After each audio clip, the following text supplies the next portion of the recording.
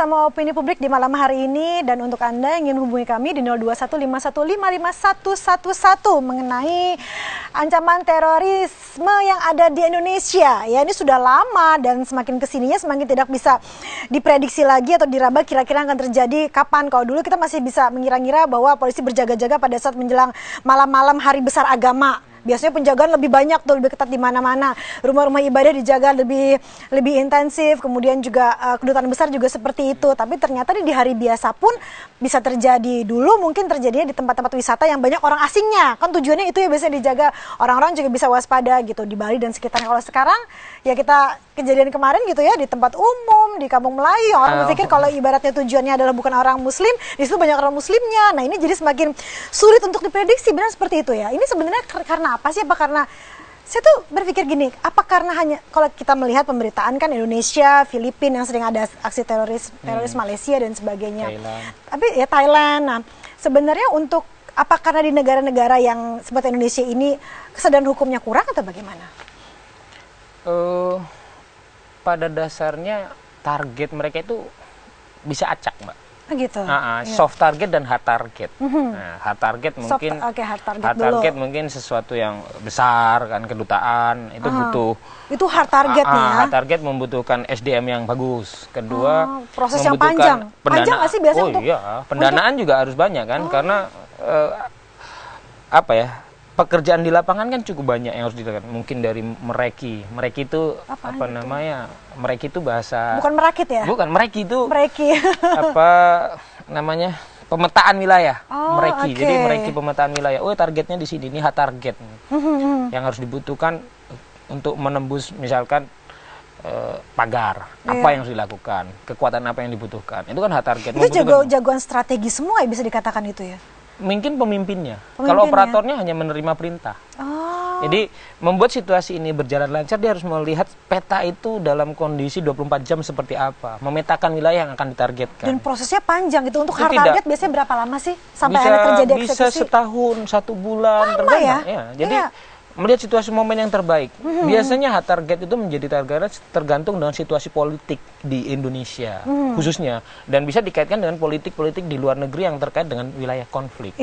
Karena kan pemahaman ini tidak hanya ada di Indonesia, menyebar di seluruh dunia juga ada. Kita sering melihat kejadian di beberapa negara, Prancis, Italia, Jerman, bahkan di beberapa wilayah yang lain, Inggris kemarin terakhir kita melihat. Nah, tapi ininya di Prancis dulu pernah menjajah negara Aljazair. Ternyata Aljazair banyak warganya menjadi warga negara Prancis. Ketika ISIS ada di Suriah dan Irak, mereka banyak berangkat ke Suriah mendapatkan. Akhirnya dia kembali ke negaranya dan ternyata melakukan aksi karena wah, Prancis dulu menjajah negara saya. Itu gambaran secara umum. Terjadi juga di Inggris dan beberapa negara lain. Di Indonesia juga itu situasi di mix. Ke Indonesia mungkin tidak untuk melakukan hal itu dan ternyata bisa, tetapi konteksnya mungkin SDM-nya berbeda. Karena apa? Di sini mencari bahan yang mungkin sebesar di luar negeri akan sangat sulit. Ketika mencari bahan itu sulit, nah bagaimana nih?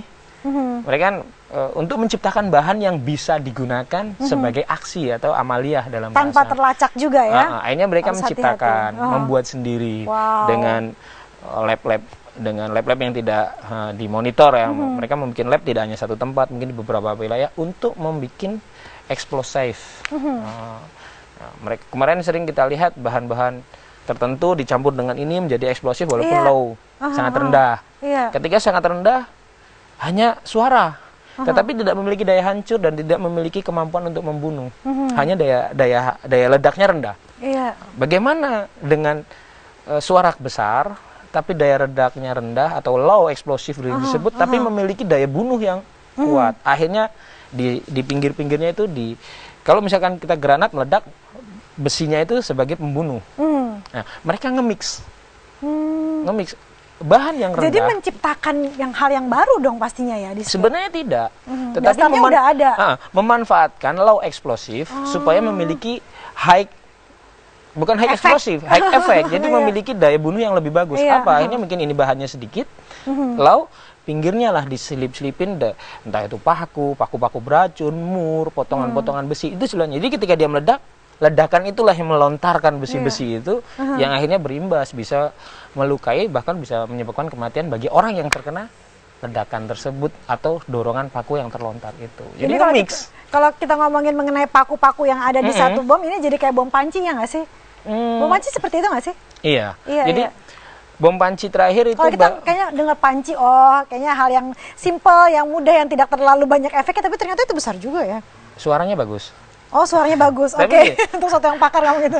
Bahan panci juga kan berbeda. Ada yang bahan panci yang harga murah itu tidak memiliki pemampatan yang bagus. Panci kemarin digunakan apa ya? Ada merek tertentu kan. Dia memiliki ketika ditutup rapat, teman-teman kelompok ini berpikir ini kalau ditutup rapat dia hasil ledakan ini akan mampat, tidak mudah untuk terlepas tutupnya. Jadi dia menggunakan panci itu. Notabene mudah, dia tidak perlu membuat sebuah kontainer baru. Tidak mungkin kontainer baru. Jadi panci ini digunakan untuk sebagai kontainernya. Tempat di situ ada eksplosifnya, terus mungkin di pinggir-pinggirnya itu dikasih paku dengan besi-besi potongan, baru di situ di sistem tambah untuk peledakan. Jadi dia memanfaatkan barang-barang yang ada. Kita tidak bisa berpikir kelompok-kelompok ini bisa menggunakan apa saja sebagai wujud keinginannya untuk melaksanakan sebuah. Pinter ya, luar biasa ya. Cerdas Ya. Memanfaatkan barang yang ada. Kemarin di Kampung Melayu itu menggunakan TATP, triacetan triperoxide. Nah, itu dia high sensitif.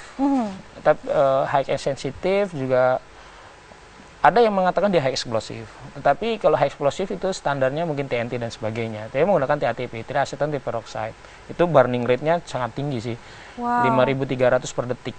Dengan efek berapa jauh? Jadi gini, burning rate itu kecepatan dia terbakar. Jadi misalnya dibakar misalkan ini lurus itu 5.300 meter itu terbakar dalam 1 detik. 5.300 meter dalam waktu 1 detik. Itu terbakar.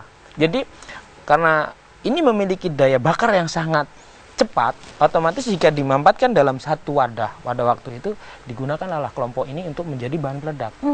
Ya mungkin saya tidak perlu menceritakan secara detail. Akhirnya itu digunakan sebagai bahan peledak.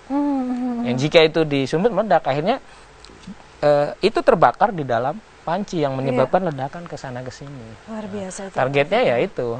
Kebetulan soft target yang adalah personil. Itu termasuk soft target kalau itu? Polisi soft target karena dia berada dalam wilayah yang tidak ada protek. Untuk 5.000 itu masih soft target ya? Soft target berbeda dengan bahannya. Soft target kan personilnya, ini bahan yang digunakan atau. Tapi efeknya besar kan? Iya, dia memiliki daya potong bukan daya hancur. Kalau daya hancur itu seperti bahan-bahan peledak yang digunakan sistem peledakan yang lain itu akan lebih besar. Kita melihat dari korban pelaku. Iya. Itu hancur di bagian dada, bukan kalau misalkan daya hancurnya bagus dia putus di bagian leher. Nah, berarti ini bukan daya hancur tapi daya potong. Oke, jadi ada daya hancur, daya potong juga. Beda C4 dengan TNT penggunaannya juga berbeda. Wow. Kalau kita di sini berbagi ini bukan ngajarin tapi untuk kita lebih waspada ya.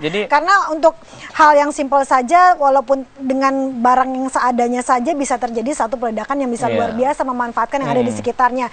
Kita akan bahas lebih dalam lagi. Yang penting kita waspada. Dan untuk Anda yang mengalami kesulitan untuk menghubungi kami di sini, keep trying, tetap berusaha. Mungkin agak kesulitan untuk masalah sinyal dan lain-lain di 021 5155 111. Tapi sabar, setelah ini iklan dulu.